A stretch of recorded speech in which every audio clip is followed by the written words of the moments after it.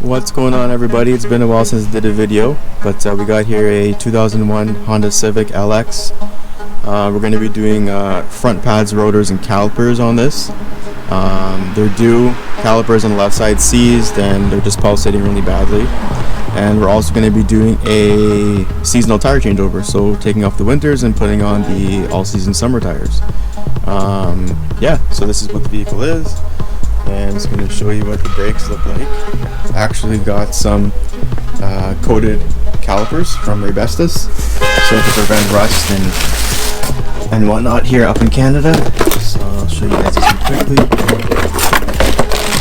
So they got a silver coating on them, which is pretty nice. So I got them here. I was gonna paint them black, but I figured, you know, it's the summer wheels have hubcaps on them, so I'm not gonna bother, and it's just a beater car that we have anyways. So we're using these, and I have gotten my pads and rotors from Max Brakes. I've used them before. Great product. You know, I stand by it. Great pricing. These are the carbon metallic brake pads. So it comes with your full kit, pad, everything. Got the shim on the back. It comes with cardio kit, and it also comes with lube. This is synthetic lube for the pad. So we got that well. And I figured I'd spend, you know, $5 more with some coated cross-drilled slotted rotors. Not bad. I mean, the regular coated ones were $72. These were $86. Okay, so maybe, you know, more than $10. But for what it is, I mean, might as well. So yeah, just gonna pull the wheels off. I got a new tool, by the way. Over the holidays, I got a electric impact gun, since my compressor is not here and it's somewhere else.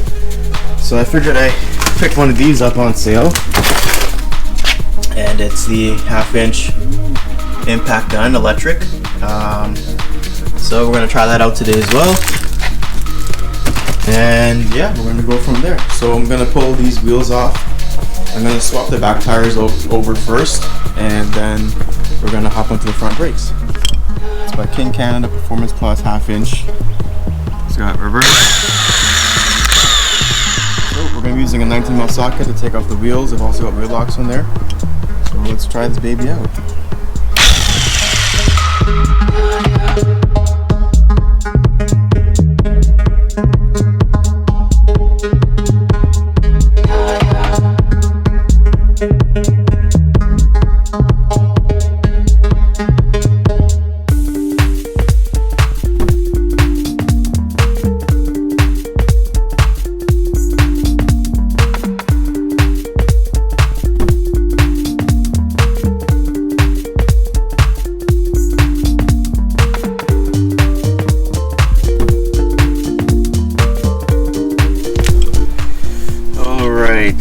So here we are with the brakes.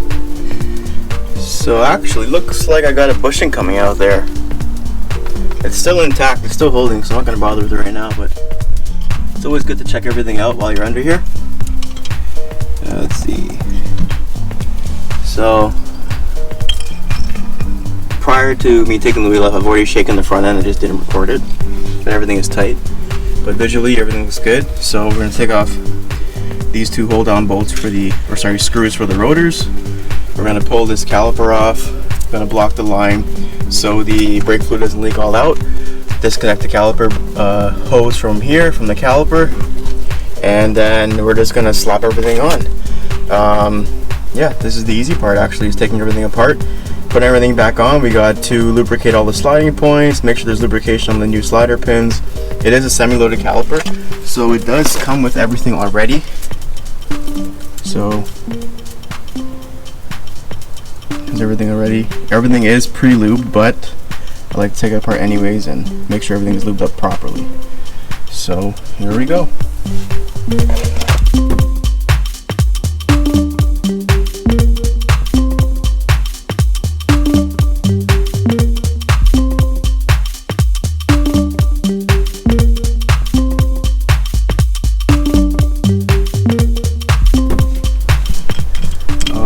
So behind the caliper on the bracket, just remove these two bolts, caliper bracket bolts. There's 17mm socket that goes over it. So yeah, I'm going to take the caliper off now and start taking off the rotor.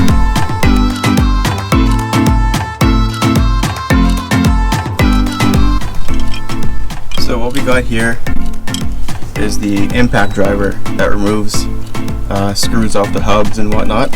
So it's a pretty small tool, and you basically just put it on here like so, and you make sure it's locked to the left, so lefty loosey righty tighty, and then you hit it with a hammer, and then it actually spins this socket with the impact, so the pressure goes through the through the tool into the bit and then forces it out.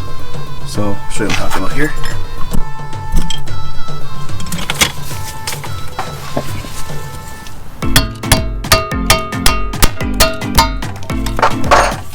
So as you can see, it turns it and it comes out. Luckily for me, last time I did the brakes, I put anti-seize on the screw, so it's good to go. And now the next one,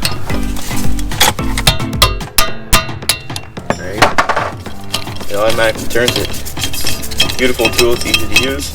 I always recommend putting these back, it helps keep the rotor in place. Alright, take that off.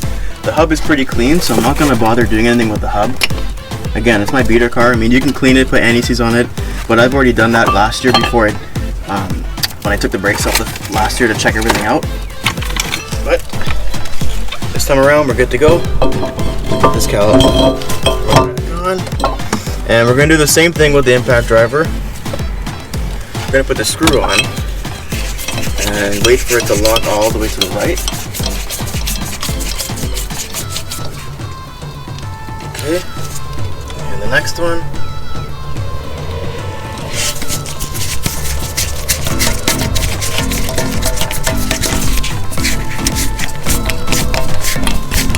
okay, it's as tight as I can be.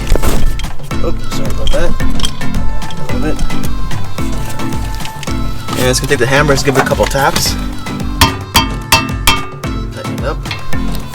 So with this one, good to go.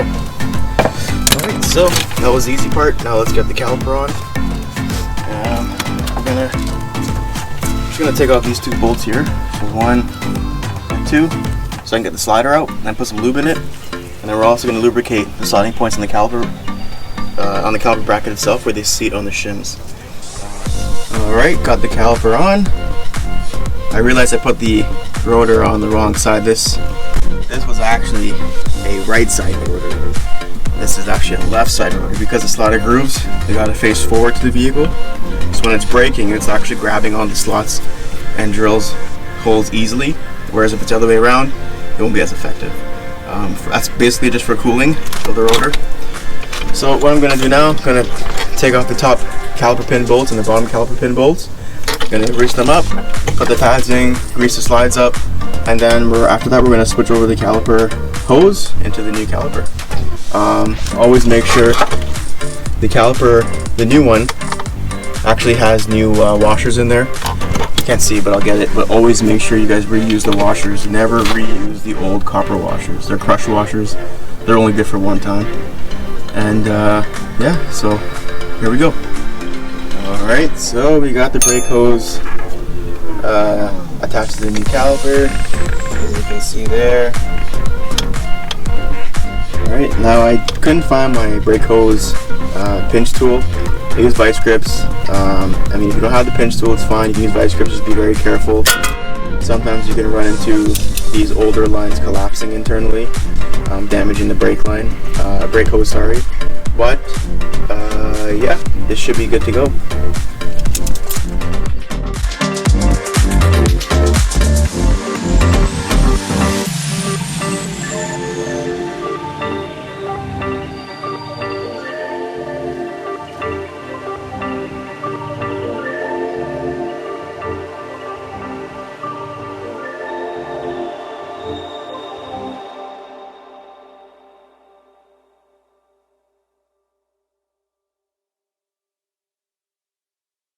Pas de soleil, pas de soleil, pas de soleil,